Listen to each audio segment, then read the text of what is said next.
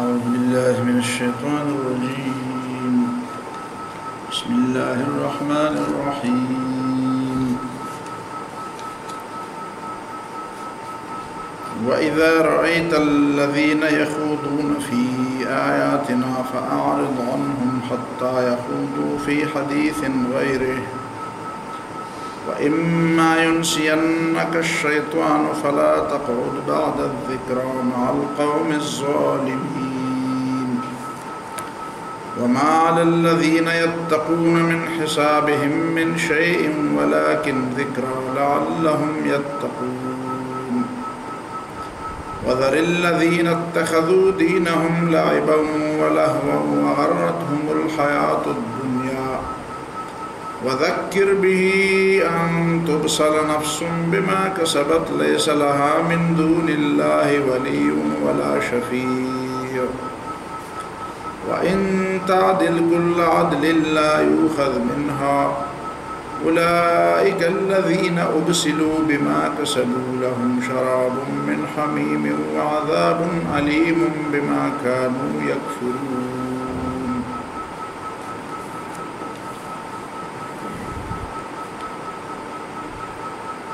وَإِذَا رَأَيْتَ الَّذِينَ يَخُوضُونَ فِي آيَاتِنَا، اور جب تم دیکھو ان لوگوں کو جو جھگڑتے ہیں اور کج بحثی کرتے ہیں ہماری آیات کے بارے میں. کج بحثی سمجھنے کے لیے نہیں، جھٹلانے کے لیے.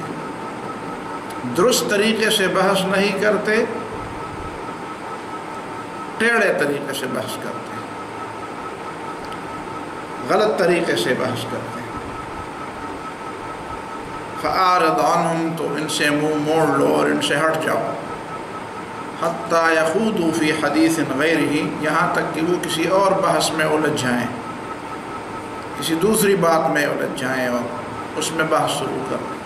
آیات کی بجائے کسی اور بات کو موضوعی بحث بنا لیں. اور اگر پہلے سے تم وہاں پہ بیٹھے ہو تو یہی صورت ہے، اور دوبارہ کبھی آنا ہوا اور بھول گئے کہ ان کے پاس تو نہیں بیٹھنا چاہیے تھا اور میں تو بیٹھ گیا ہوں، تو پھر فوراً اٹھ کھڑے ہوں. وَإِمَّا يُنْسِيَنَّكَ الشَّيْطَانُ، اور اگر کبھی شیطان تم سے یہ بات بھلا دے اور تم جا کر ان کے ساتھ بیٹھ جاؤ، فَلَا تَقْعُدْ بَعْدَ الذِّكْرَى، بس یاد آنے کے بعد مت بیٹھو، مع القوم الظالمین، ظالم لوگوں کے ساتھ. وَمَا عَلَى الَّذِينَ يَتَّقُونَ مِنْ حِسَابِهِمْ مِنْ شَيْءٍ، اور جو لوگ تقوی اختیار کرنے والے ہیں ان کے اوپر ان لوگوں کے اعمال کے حساب کی کوئی ذمہ داری نہیں. وَلَكِنْ ذِكْرَى، لیکن متقی لوگوں پر یہ لازم ہے کہ وہ نصیحت کرتے رہیں. لعلہم یتقون، شاید وہ لوگ تقوی اختیار کر لیں، یا تاکہ وہ لوگ تقوی اختیار کر لیں. وَذَرِ الَّذِينَ اتَّخَذُوا دِينَهُمْ لَعِبًا وَلَهْوًا، اور چھوڑ دو ان لوگوں کو جنہوں نے اپنا دین کھیل اور تماشا بنا دیا ہے، یا کھیل اور تماشے کو اپنا دین بنا دیا ہے. وَغَرَّتْهُمُ الْحَيَاةُ الدُّنْيَا، اور اس موجودہ زندگی نے ان کو دھوکے میں ڈالا ہے. وَذَكِّرْ بِهِ، اور اس قرآن کے ذریعے ان کو نصیحت دیتے رہو. أَن تُبْصَلَ نَفْسٌ بِمَا كَسَبَتْ، اس لیے کہ تباہ نہ ہو جائے کوئی شخص اپنے عمل کی وجہ سے، گر نہ جائے کوئی نفس اپنے کیے کی وجہ سے، اپنے عمل کی وجہ سے. ایسی حالت میں لَيْسَ لَهَا مِن دُونِ اللَّهِ وَلِيٌّ وَلَا شَفِيعٌ، تو اس نفس کے لیے اللہ کے بغیر کوئی دوست اور کوئی سفارش کرنے والا بھی نہیں ہوگا. وَإِن تَعْدِلْ كُلَّ عَدْلٍ، اور اگر یہ نفس جو گرا ہوا ہے، گرفتار کیا گیا ہے، یہ اگر بدلہ بھی دینا چاہے اور مکمل بدلہ بھی دینا چاہے، جو کچھ اس کے پاس ہے فرض کرے اس کے پاس ہے اور پورا بدلہ دینا چاہے، لا یؤخذ منها، وہ اس سے قبول نہیں کیا جائے گا. اولئک الذین ابسلوا بما کسبوا، یہ وہ لوگ ہیں جو تباہ ہوئے ہیں اپنے اعمال کی وجہ سے. لہم شراب من حمیم، ان کے لیے گرم پانی کا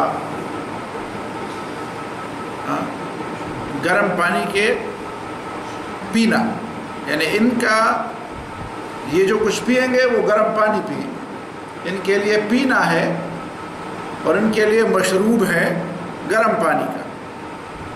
وعذاب علیم بما كانوا یکفرون، اور ان کے لیے دردناک عذاب ہے، درد دینے والا عذاب ہے، یا درد دیا گیا عذاب ہے، دردمند عذاب ہے، بما كانوا یکفرون، ان کے کفر کی وجہ سے۔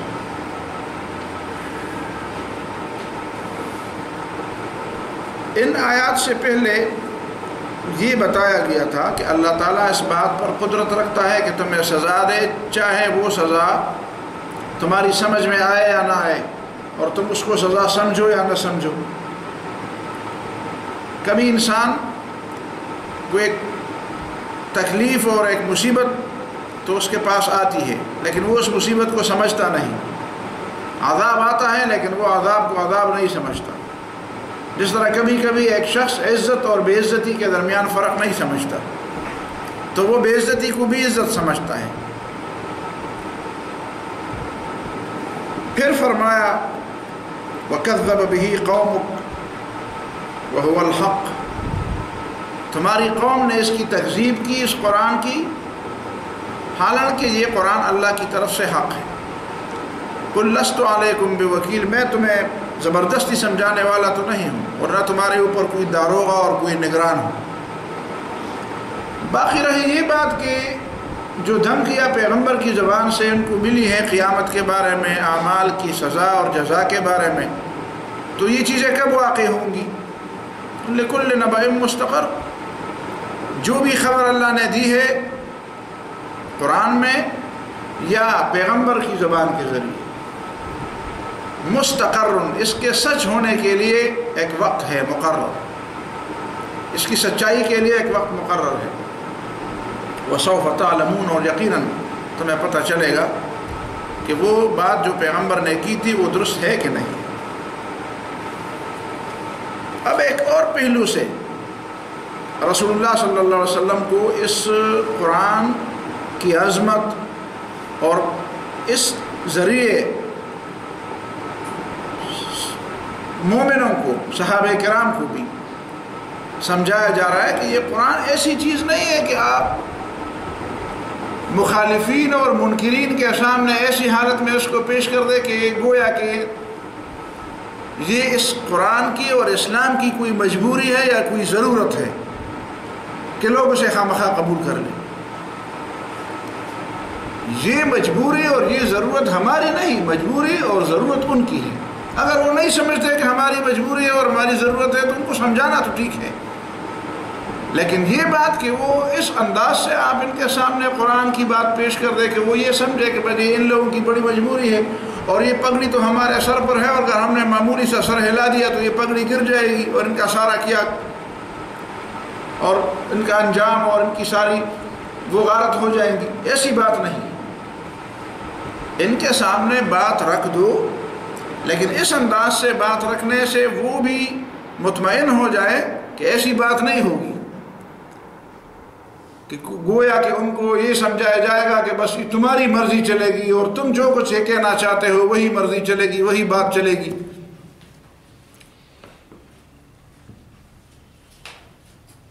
اپنی مجلسوں میں وہ لوگ نبی صلی اللہ علیہ وسلم کی اور قرآن کی آیات کا مذاق اڑاتے تھے، تو وہ یہ سمجھتے تھے کہ چلو بس یہ بھی لوگ ہیں، آئے کچھ ہماری سنیں کچھ ہم کی سنیں گے، اور یہ خواہ مخواہ سنانے کیا تہیہ کیے ہوئے ہیں اور سنانے کا شوق ہے ان کو، تو ہم بھی ان کو بتا دیں گے کہ ہمیں کوئی سننے کا شوق نہیں۔ اگر ان کو سننے کا شوق ہوتا تو یہ اس بات کو سنجیدگی سے لیتے، جب یہ بات سنجیدگی سے نہیں لیتے اور آپ کو یہ سمجھانے کی کوشش کرتے ہیں کہ ہمیں سننے تمہاری باتیں سننے کا شوق نہیں ہے، تو آپ بھی ادھر سے اٹھ جائے۔ وَإِذَا رَأَيْتَ الَّذِينَ يَخُوضُونَ فِي آيَاتِنَا، اور جب تم دیکھو ان لوگوں کو جو کج بحثی کرتے ہیں ہماری آیات کے بارے میں۔ خوض کا معنی یہ ہے کہ کسی گہرے پانی میں آدمی ڈوب جائے، اس میں غوطہ مارے، سر تا پاؤں اس میں چھپ جائے، تو خوض کا پھر دوسرا معنی یہ ہوا کہ کسی بحث میں ایسا منہمک ہو جائے کہ بس اسی ایک چیز کے ارد گرد گھومتے رہے۔ کبھی کبھی تو انسان سے غلطی ہو جاتی ہے،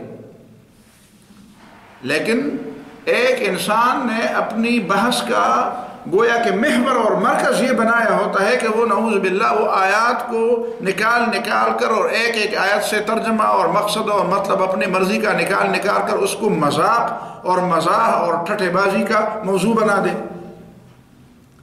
تو یہ چیز ناقابل برداشت۔ وَإِذَا رَأَيْتَ الَّذِينَ يَخُوضُونَ فِي آيَاتٍ، ممکن ہے کچھ لوگ ایسے ہوں جو ایسا سوال کر لے جو وہ بیوقوفی پر مبنی سوال ہو آیت کے بارے میں، تو وہ تو چلو اس نے خوض نہیں کیا، اس نے بس اپنی ایک ناسمجھی کو پیش کیا، اگرچہ وہ بات اس کی غلط تھی، لیکن اس نے قرآن کی آیت کو مذاق کا موضوع نہیں بنایا۔ لیکن جو لوگ قرآنی آیات کا مذاق اڑانا اپنا موضوعی بحث بنا لیتے ہیں، یہی مطلب ہے یخوضون کا۔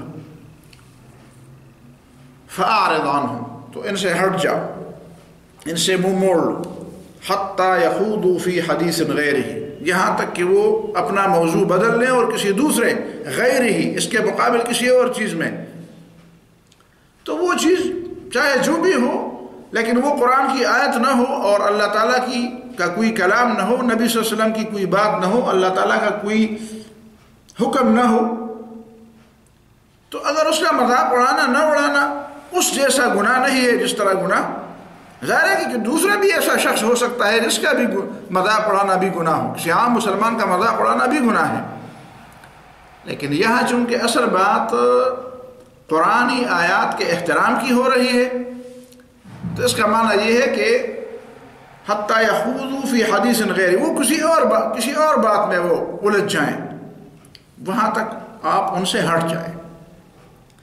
وَإِمَّا يُنْسِيَنَّكَ الشَّيْطَانُ، اور اگر کسی وقت شیطان آپ سے یہ بات بھلا دے کہ ان لوگوں کے پاس تو بیٹھنا نہیں چاہیے، تو فَلَا تَقْعُدْ بَعْدَ الذِّكْرَى مَعَ الْقَوْمِ الظَّالِمِينَ،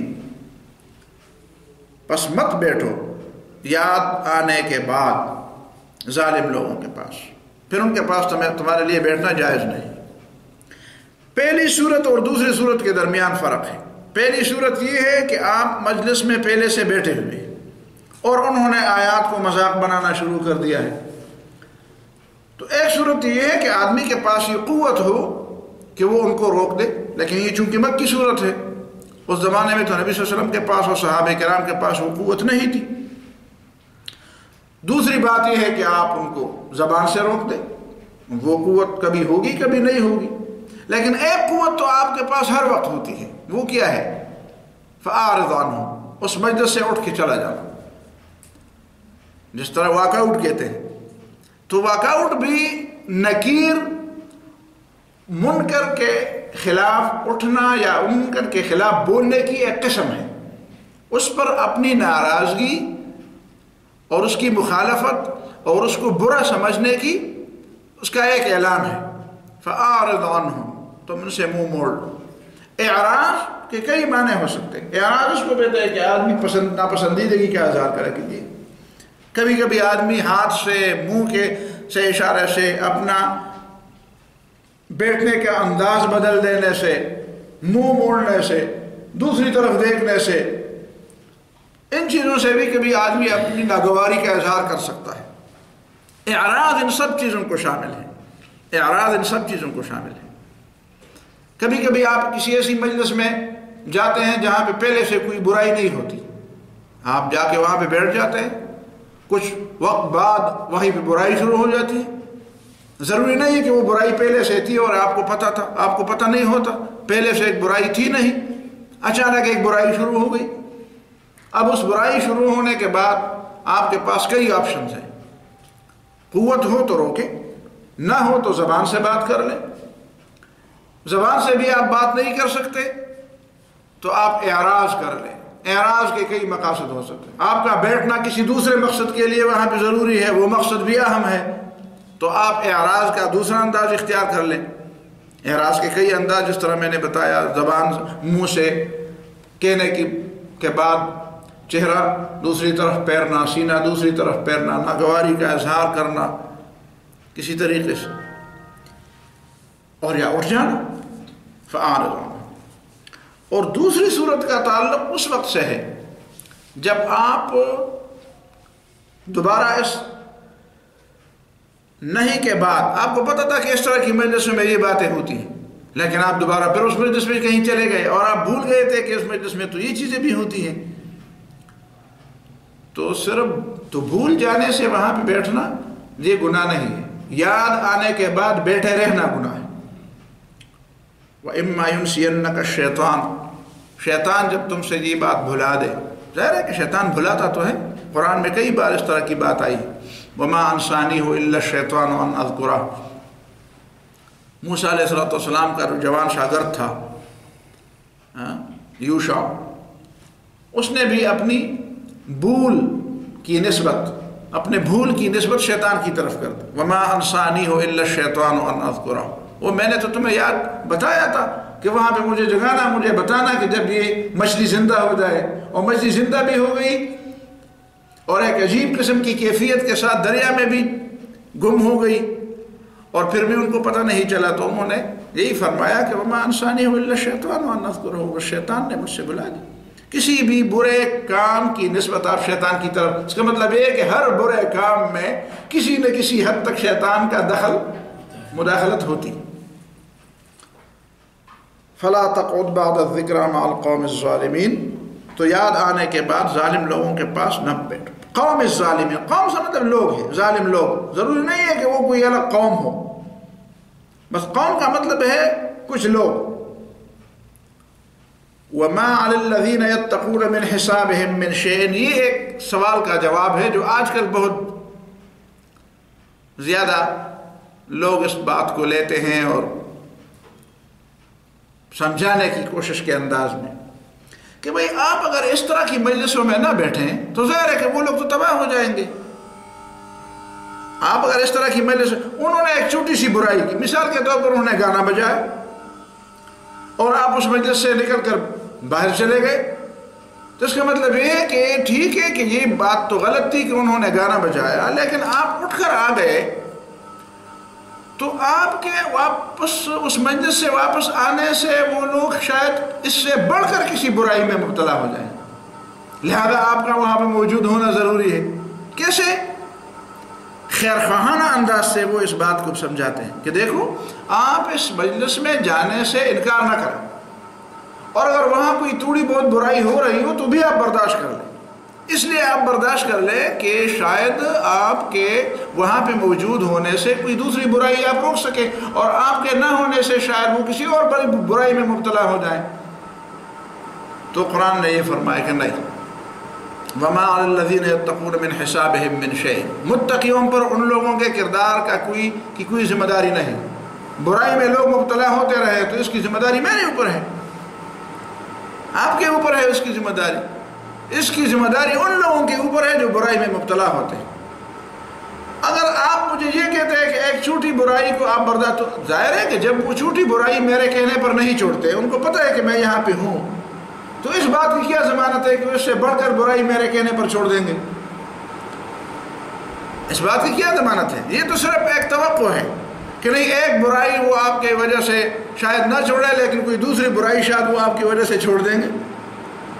جس طرح اس بات کا خطرہ ہے، اس بات کی توقع ہے کہ وہ دوسری برائی، آج موہوم توقع ہے، اس کے مقابلے میں اس کا بڑھ کر خطرہ ہے کہ خود میں کسی برائی کو برائی سمجھتے ہوئے اسے برداشت کرنے کی تربیت سیکھ لوں۔ سمجھ میں آتی ہے بات؟ لوگ تو یہ جو مضبوط معاشرے ہیں، یہ کیوں مسلمانوں کو اپنے ہاں جگہ دیتے ہیں؟ اسی لیے وہ مضبوط معاشرے مسلمانوں کو اپنے ہاں جگہ دیتے ہیں کہ یہ لوگ برائی کو برداشت کرنے کے عادی بن جائے، برائی کو برداشت کرنے کے عادی۔ آپ نے جب کسی برائی کو دیکھا ہی نہیں ہوتا تو اس وقت آپ کے ذہن میں برائی کے خلاف ایک غصہ، ایک جذبہ، ایک جوش اور ایک نفرت ہوتی ہے۔ جب اس برائی کو آپ پہلی بار دیکھتے ہیں وہ نفرت عروج پر ہوتی ہے، لیکن جب بار بار آپ اس کو دیکھتے ہیں، پھر دیکھتے ہیں، پھر دیکھتے ہیں، تو آپ کے ذہن سے اس کا برائی ہونا محو ہو جاتا ہے، یا بالکل وہ کیفیت کم ہو جاتی ہے، پھر آپ کو سرے سے وہ برائی نہیں لگتی، آپ برائی کے عادی ہو جاتے ہیں۔ اسلام نے معاشرتی اصلاح پر کیوں زور دیا ہے؟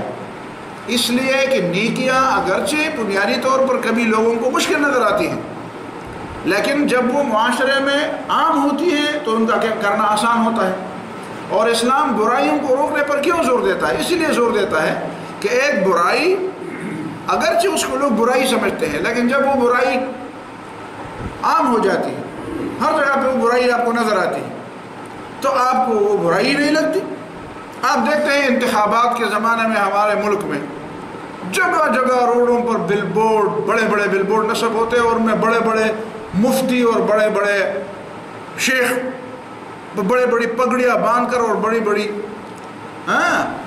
سنت بھری داڑھیوں کے ساتھ اس پر جلوہ افروز ہوتے ہیں۔ یہ بات تو ہمارے ذہن میں آنے کی ہے، اور ٹھیک ہے، جس طرح فلمی اشتہارات ہوتے ہیں، جس طرح کمپنیوں کے اشتہارات ہوتے ہیں، تو ان میں تو تصویریں ہوتی ہیں، لیکن جب وہ تصویروں والے تصویریں رکھتے ہیں تو شاید ان کے ذہن میں کوئی کراہت تو ہوتی ہوگی کہ یار یہ غلط چیز ہے، لیکن چلو کچھ لوگ اس کو درست سمجھتے ہیں، کچھ نہیں۔ لیکن جب کسی مفتی صاحب کی تصویر دیکھ لیں، کسی علامہ صاحب کی تصویر دیکھ لیں کہ وہاں پہ بھی تصویر پگڑی کے ساتھ اور بڑے خوبصورت انداز میں اور بڑے اس کے لیے پوز بنا کے مختلف اندازوں سے، تو وہ کہیں گے کہ بھائی تصویر ہے، میری بھی ہے، اس کی بھی، اس میں کوئی حرج۔ اور پھر پوری دنیا، پورا مسلمان معاشرہ اسے دیکھتے، کہیں سے بھی کوئی آواز نہیں اٹھتی، تو اللہ تعالیٰ کے غضب اور عذاب کو دعوت دینے کا اس کی اور کیا صورت ہو سکتی ہے کہ سارے لوگ ایک برائی میں مبتلا ہیں اور کوئی ہے نہیں کہ اس برائی کو برائی سمجھ کے کر لے، کہ کم از کم کوئی ایسی آواز تو ہو کہ نہیں یہ برائی ہے۔ جو کفر از کعبہ برخیزت کو جا ماند مسلمانی، جب کعبے میں بت پڑے ہوں تو آپ کہاں سے توقع رکھتے ہیں کہ وہاں پہ توحید کی بات ہوگی؟ تو یہ لوگوں کے عجیب، پہلے سے آپ یہ لوگوں کو نصیحتیں کی جاتی کہ جی آپ اس معاشرے کو، آپ ان مجلسوں کو، ان اجلاسوں کو چھوڑ کر آ گئے، تو ظاہر ہے کہ وہاں پہ تو خرابیاں پیدا ہوں گی۔ بھائی میں تو 100 دفعہ گیا تھا وہاں اور خرابی کو دور نہ کر سکا، تو اس کا مطلب ہے کہ میرے اوپر فرض ہے کہ میں وہاں پہ خرابی کو دیکھتے دیکھتے میں بھی خود خرابی کے عادی بن جاؤں، اور وہ خرابی اپنے جب تک میرے ذہن سے وہ خرابی مٹ نہیں جاتی اس وقت تک میں وہاں بیٹھتا رہوں۔ یہ بات تو میرے لیے ضروری نہیں۔ اگر تم کہتے وہ گمراہ ہو جائیں تو بہت بڑی دنیا گمراہ ہے، تو کیا ان کی گمراہی کی ذمہ داری نیک لوگوں کے اوپر ہے؟ وَمَا عَلَى الَّذِينَ يَتَّقُونَ مِنْ حِسَابِهِمْ مِنْ شَيْءٍ، متقی لوگوں پر ان لوگوں کی برائی کا حساب۔ اچھا، پھر دوسری بات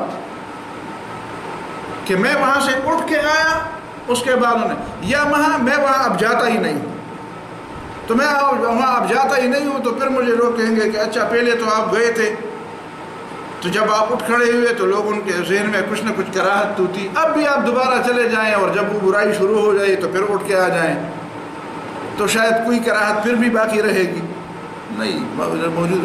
مجھے اب وہاں پہ جانا نہیں چاہیے، ضروری نہیں ہے کہ میں وہاں پہ جاؤں، میرے لیے شریعت نے اور ان لوگوں کی گمراہی میرے سر پر نہیں۔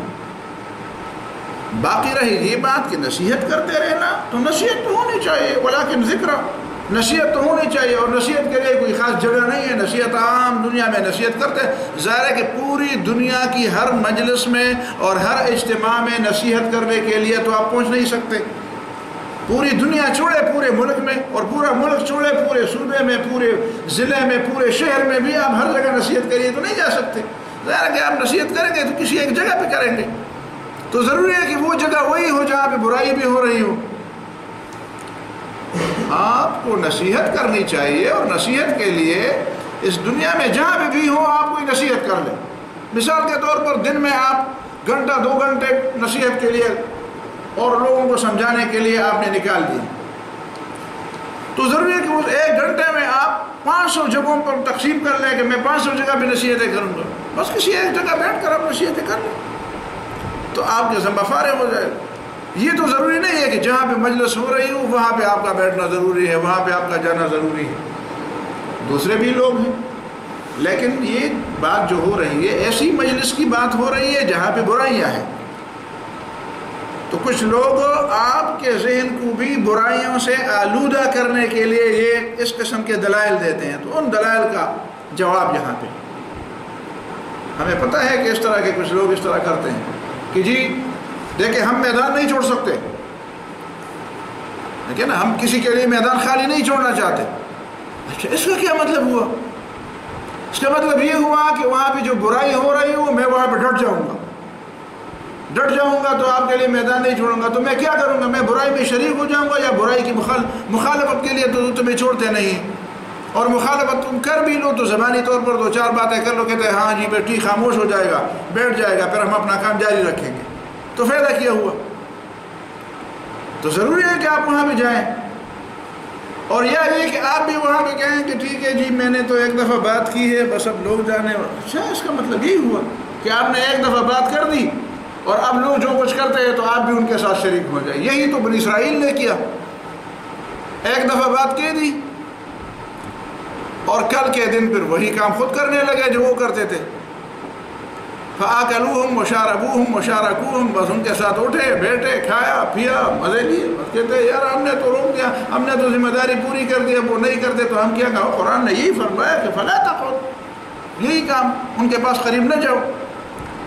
ہاں قریب نہ جانے کا معنی یہ بھی نہیں ہے کہ آپ نصیحت نہ کریں. کوئی ایسا موقع آپ کے پاس ہو کہ نصیحت کے لیے جائیں اور نصیحت کر کے واپس فوراً آ جائیں، ٹھیک ہے. فرعون کے دربار میں بھی وہ گئے تھے، موسیٰ علیہ السلام تشریف لے گئے تھے. ایک مطلب تو ان آیت کا جی. دوسرا مطلب دوسرا بھی ہے کہ وَمَا عَلَى الَّذِينَ يَتَّقُونَ مِنْ حِسَابِهِمْ مِنْ شَيْءٍ. میں ایک جگہ بھی نصیحت کے لیے گیا، درس دینے کے لیے گیا، میرے درس کے دوران میں وہاں پہ کوئی ایسی بات ہو گئی کہ جو غلط کام تھا.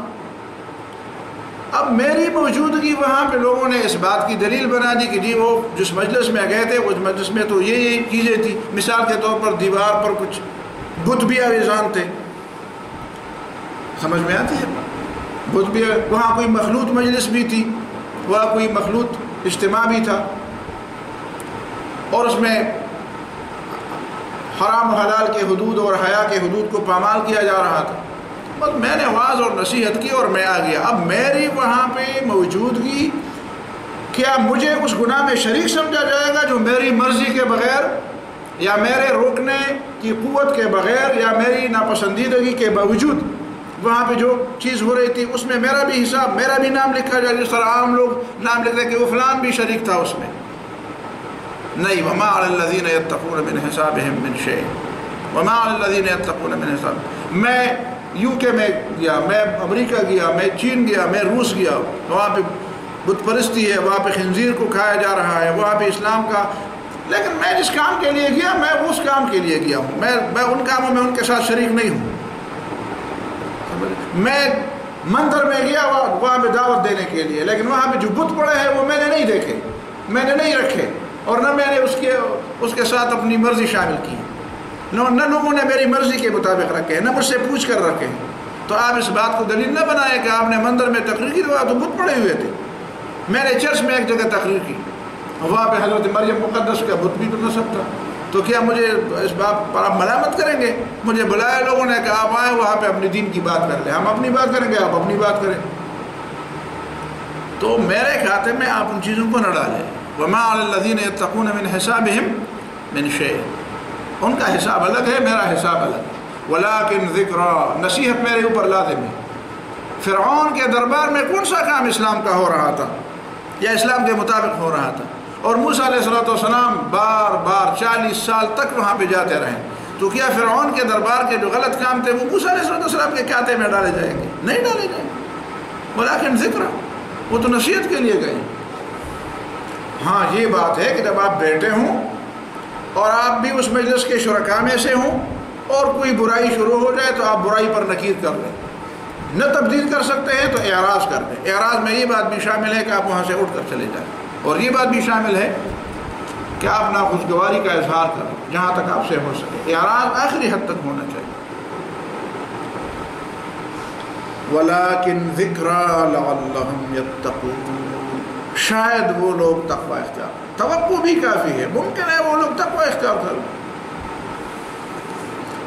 وَذَرِ الَّذِينَ اتَّخَذُوا دِينَهُمْ لَعِبًا وَلَهْوًا, اور چھوڑ دو ان لوگوں کو اتخذوا دینہم لعبا ولہوا, جنہوں نے اپنے دین کو کھیل اور تماشا بنایا ہے. وغرتہم الحیات الدنیا, اور ان کو موجودہ زندگی نے دھوکے میں ڈالا ہے. وذر الذین اتخذوا, ان لوگوں کو چھوڑ دو یعنی ان کے ساتھ کوئی تعلق ہی نہ رکھو. دیکھیں یہ دو باتیں, فأعرض عنہم اور وذر الذین اتخذوا, اسی طرح ولیکن ذکر اور وذر الذین, نصیحت بھی کرتے رہو اور چھوڑو بھی. دیکھیں دونوں باتوں کو ساتھ ساتھ سمجھایا جا رہا ہے. نصیحت کی حد تک, سمجھانے کی حد تک جانا تمہاری ذمہ داری ہے. سمجھانے کے علاوہ ربط, ضبط, دوستی, تعلق اور اٹھنا بیٹھنا, رازدان بنانا, دوستی کرنا, ان چیزوں کی اجازت نہیں. وَذَرِ الَّذِينَ اتَّخَذُوا دِينَهُمْ لَعِبًا وَلَهْوًا, جن لوگوں نے اپنے دین کو کھیل اور تماشا بنایا ہے ان لوگوں کو اپنا رازدان نہ بناؤ, ان لوگوں کو اپنا دوست نہ بناؤ, ان لوگوں کے ساتھ تمہارا اٹھنا بیٹھنا نہ ہو, تمہارا اٹھنا بیٹھنا نہ ہو. ایسی دوستی نہ ہو کہ بس آپ کا آنا جانا لگا رہے. آنا جانا نہیں لگنا چاہیے, نصیحت کی حد تک بات ہونی چاہیے. بس اس حد تک آپ وہیں پہ جا سکتے ہیں, ان سے مل سکتے ہیں کہ آپ ان کو نصیحت کرتے رہیں. اور جہاں تک دوستی اور تعلق اور ربط ضبط کی بات ہے تو ربط ضبط اور دوستی اور تعلق نہیں ہونی چاہیے. وَذَرِ الَّذِينَ اتَّخَذُوا دِينَهُمْ, ایسا نہ ہو کہ اس نصیحت کو بہانہ بنا کر تم تعلقات بناتے رہو.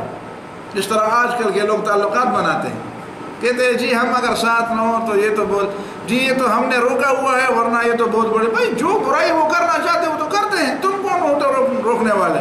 تم تو ان کے ساتھ برائی میں شریک ہو. سمجھ میں آتی ہے بات؟ یہ خاص کر جو لوگ مفادات کے لیے لوگوں سے اتحاد کرتے ہیں, دوستیاں کرتے ہیں, تعلقات بڑھاتے ہیں, یہ ان لوگوں کے دلائل ہیں. جی اگر ہم نہ ہو تو وہ تو بہت بڑی بڑی برائی تو ہم نے روکا ہوا ہے. بھائی کون سی برائی تھی جو وہ کرنا چاہتے تھے اور انہوں نے تمہاری وجہ سے نہیں؟ ہمیں تو یہ نظر آتا ہے کہ جو برائی وہ کرتے ہیں تم ان کے ساتھ شریک ہوتے ہو, پہلے سے بھی شریک تھے اور اب بھی شریک ہو. وَذَرِ الَّذِينَ اتَّخَذُوا دِينَهُمْ, اور چھوڑ دو ان لوگوں کو جنہوں نے بنایا اپنے دین کو لعبا ولہوا, کھیل اور تماشا. لعبا کھیل, لوگ, لعب لوگ, لہوا فضولیات. ان کو یہ دنیا کی زندگی فضول اور کھیل تماشا نظر آتا ہے. حالانکہ وما خلقنا السماوات والارض وما بینہما لاعبین افحسبتم انما خلقناکم عبثا لو اردنا ان نتخذ لہوا لاتخذناہ من لدنا. یہ ہم نے کھیل تماشے کے لیے نہیں پیدا کیا. کھیل تماشا اس دنیا کو اس لیے کہا گیا ہے کہ یہ عارضی ہے. اس کا معنی یہ نہیں ہے کہ یہ فضول ہے. وغرتہم الحیات الدنیا, اور اس موجودہ زندگی نے ان لوگوں کو دھوکے میں ڈالا ہے. اس بات پہ ایک لمبی بحث ہو سکتی ہے کہ اس دنیا کا نام دنیا کیسے رکھا گیا. دنیا کا مطلب کیا ہے؟ دنی. دنی کا مطلب ہے نیچ, نیچ, بالکل نیچ, بالکل گری ہوئی چیز, بالکل ایک قریب دور چیز. کا مطلب ہے کہ وہ مجھ سے دور ہے, یعنی اس کا مطلب ہے اس کا حاصل کرنا مشکل ہے, وہ بڑی قیمت والی چیز ہے. دنی دنیا بہت قریب ہے, تمہارے پاؤں کے نیچے ہے, تمہارے پاؤں کے نیچے ہے, انتہائی درجے نیچ چیز ہے. الدنیا دنیا, ادنا, بالکل ادنا چیز، معمولی چیز، اعلیٰ کے مقابلے میں ادنا، یہ مذکر ہے اور دنیا مؤنث ہے۔ تو الحیات الدنیا وہ زندگی جو نیچ زندگی ہے، اس دنیا کی زندگی چاہے بادشاہت کی زندگی ہو وہ نیچ زندگی ہے۔ ایک انسان جو اشرف المخلوقات ہے، وَلَقَدْ كَرَّمْنَا بَنِي آدم، لَقَدْ خَلَقْنَا الْإِنسَانَ فِي أَحْسَنِ التَّقْوِيمِ، انسان کو جس احسن التقویم پر پیدا کیا گیا ہے اس کے لحاظ سے یہ دنیا اس کے مقام سے بہت نیچ ہے، بہت معمولی ہے۔ اسی لیے تو انسان کو پہلے جنت میں پیدا کیا گیا، اور اب بھی انسان دنیا میں خوش نہیں ہوتا۔ دیکھیں نا کتنی خوشیوں کے اسباب اس کے پاس آتے ہیں، بڑے بڑے عہدے آتے ہیں، بڑی بڑی مال و دولت، کتنی مال و دولت آتی ہے اس کے پاس، بہت سی چیزیں آتی ہیں۔ کبھی ایک تمنا پوری ہوتی ہے تو اس سے دوسری جنم لیتی ہے، تو دوسری پوری ہوتی ہے تو اسے تیسری جنم لیتی ہے۔ مطلب انسان یہ خوش کیوں نہیں ہوتا؟ وہی بات ہے علامہ رومی کی، بشن وزنے چو حکایت می کند وز جدائی ہاں شکایت می کند۔ وہ کہتے ہیں یہ بنسری جو لوگوں کے دلوں پر اثر کرتی ہے، ویسے ایک غمگین قسم کی سازیں ہوتی ہیں اس میں یہ غمگین آوازیں کیوں آتی ہیں؟ کہتے ہیں اس میں سے غمگین آوازیں اسی لیے آتی ہیں کہ یہ بانسری کسی زمانے میں کسی درخت کی شاخ ہوا کرتی تھی اور وہ اسے کٹ گئی ہے۔ اب یہ اس جدائی کی وجہ سے اس کی آواز میں سوز پیدا ہوا ہے۔ یہ سوز و گداز جو بانسری کے آواز میں ہے یہ اس جدائی کی وجہ سے پیدا ہو گئی ہے کہ وہ درخت سے، جب وہ درخت کے ساتھ لگی ہوئی تھی شاخ تو اس میں زندگی تھی، اس میں ہرا بھرا پن تھا، اس میں زندگی تھی۔ اب یہ کٹ گئی، خشک ہو گئی ہے۔ اب یہ اس زمانے کو یاد کر رہی ہے جب وہ شاخ اس درخت سے جڑی ہوئی تھی۔ اسی طریقے سے علامہ رومی اس بات کو سمجھانا چاہتے ہیں کہ انسان کے دل کے اندر جو سوز و گداز ہے وہ سوز و گداز اسی لیے ہے، یہ سرد آہیں جو بھرتا ہے انسان اور کبھی کسی حال میں خوش نہیں رہتا۔ وہ جو میرے خیال میں 10ویں جماعت کی اردو میں تھا، انسان کسی حال میں خوش نہیں رہتا۔ کیوں خوش نہیں رہتا؟ اسی لیے خوش نہیں رہتا کہ یہ دنیا اس کے لیے زندگی اور دنیا اس کے لیے رہنے کی جگہ ہے نہیں، اس کے لیے رہنے کی جگہ جنت ہے، اور جنت سے اس کو نکالا گیا۔ تو انسان کے دل میں وہ سوز و گداز اور یہ ناخوش رہنا، ہمیشہ غمگین رہنا اور کسی حالت پر خوش نہ رہنا، یہ اس وجہ سے ہے کہ وہ اس اصل درخت سے کٹ گیا ہے۔ وہ اصل جگہ اس کی جنت ہے، وہ اسے کٹ گیا ہے۔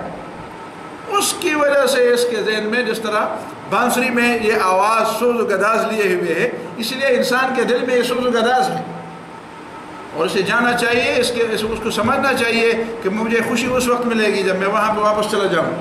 یہ دنیا دنی ہے، الدنیا دنیا، یہ انسان کے معیار۔ اب وہ انسانیت کے معیار سے گر گئی ہے جو اس دنیا پر بس بالکل اس کے سامنے سجدے کرتا ہے، یا اس کے حصول کے لیے کسی اور مخلوق کے سامنے سجدہ ریز ہوتا ہے۔ یہ کون سی چیز ہے کہ اس کے لیے تم انسانوں کی خدائی تسلیم کرو، انسانوں کے سامنے سجدہ ریز ہو جاؤ؟ یہ اتنی بڑی چیز نہیں ہے۔ اسی وجہ سے اس کو دنیا ہے، وغرتہم الحیات الدنیا، یہ دو تین الفاظ ہیں، وغرتہم الحیات الدنیا۔ اس دنی اور نیچ زندگی نے ان لوگوں کو دھوکے میں ڈالا ہے، نیچ زندگی نے ان لوگوں کو دھوکے میں ڈالا۔ یہ نیچ زندگی ہے، انہوں نے دیکھی نہیں ہے کہ اعلیٰ زندگی کیا ہے۔ قرآن پڑھے، سنت پڑھے، اعلیٰ زندگی کا تصور پائیں۔ وذکر بھی، اور اس قرآن کے ذریعے لوگوں کو نصیحت دو، ان تبصل نفس، تاکہ تباہ نہ ہو جائے کوئی نفس۔ تبصلہ کے تقریباً 7 معنی مفسرین نے کیے۔ تبصلہ ہلاکت کے سپرد نہ ہو جائے، ان تبصلہ تفضح شرمندہ نہ ہو جائے، ان تدفع دھکے دے دے کر جہنم میں نہ گرائے جائیں، تحبسا جیل میں نہ جائے، قید نہ کیے جائیں، توخذا پکڑے نہ جائیں، تخذا ان کی رسوائی نہ ہو، ان کی مدد نہ چھوڑی جائے، اور ترتہنا ان کو رہن نہ رکھا جائے. جس طرح قرآن نے دوسری جگہ پہ فرمایا ہے کل نفس بما کسبت رہینۃ الا اصحاب الیمین، ہر شخص اپنے عمل کی وجہ سے رہن ہوا ہوگا. جس طرح رہن ہے نا، جب تک آپ فکاک نہ کریں اس کو، فکاک اور رہن کہتے ہیں، جب تک آپ کو پیسے واپس دے کر اس کو آزاد نہ کریں تو آپ کی زمین تو رہن رہے گی. کل نفس بما کسبت رہینۃ، اپنے بدعمالیوں کی وجہ سے سارے لوگ وہاں پہ رہن رکھے جائیں. اور ظاہر ہے کہ فکاک تو ہو نہیں سکے گا، کوئی نئی چیز تو وہاں پہ آپ کے پاس ہو نہیں کہ آپ وہ دے کر، ابھی تو آپ نے پڑھ لیا وَإِن تَعْدِلْ كُلَّ عَدْلٍ لَا يُؤْخَذْ مِنْهُ وَلَيْسَ لَهَا مِن دُونِ اللَّهِ وَلِيٌّ وَلَا شَفِيعٌ. ایسی حالت میں کہ نہیں ہوگا ان لوگوں کے لیے، اس نفس کے لیے، اس اللہ کے بغیر کوئی دوست اور نہ سفارش کرنے والا ہوگا. وَإِن تَعْدِلْ كُلَّ عَدْلٍ، اور اگر یہ نفس اور یہ شخص جو گر گیا ہے، جو محبوس ہے، جو پکڑا گیا ہے، جو ہلاک ہوا ہے، بدلہ دینا چاہے مکمل بدلہ، لا یؤخذ منہا، اس سے نہیں لیا جائے گا. بدلے دینے کا وقت نہیں ہے، دنیا میں تھا اب نہیں. اولئک الذین ابسلوا بما کسبوا، یہ وہ لوگ ہیں جن کو پکڑا گیا ہے، جن کو برباد کیا گیا ہے، جن کو شرمندہ کیا گیا ہے، جن کی مدد چھوڑی گئی ہے، جن کو تباہ کیا گیا ہے، جن کو جیل میں ڈالا گیا ہے، جن کو دھکے دے دے کر جہنم میں ڈالا گیا ہے. اعاذنا اللہ من ذلک. بما کسبوا، ان کے عمل کی وجہ سے. لہم شراب من حمیم، ان کے لیے گرم پانی کا مشروب ہوگا. وعذاب علیم بما كانوا یکفرون، اور دردناک اور درد دینے والا عذاب ہوگا اس وجہ سے کہ وہ کفر کرتے ہیں. صلی اللہ علیہ وسلم.